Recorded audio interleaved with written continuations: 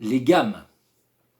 Alors les gammes, il va y avoir deux types de gammes, comme les accords. Il va y avoir les gammes mineures et les gammes majeures. Et pas d'autres possibilités. Je vais pouvoir définir ces gammes de trois manières différentes, mais nous on va principalement en aborder deux qui vont se servir justement de ces histoires d'intervalles pour les définir. La troisième, ça passe par le cycle des quintes avec des armures, enfin bref, c'est des choses qui sont un peu complexes comme ça de prime abord.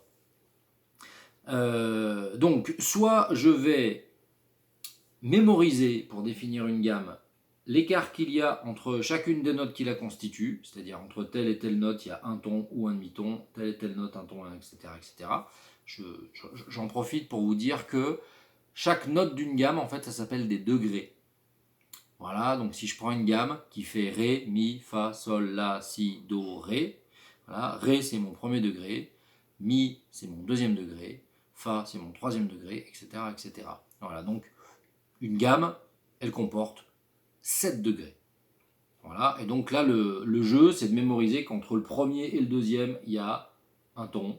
Entre le deuxième et le troisième, il y a un ton, etc. etc.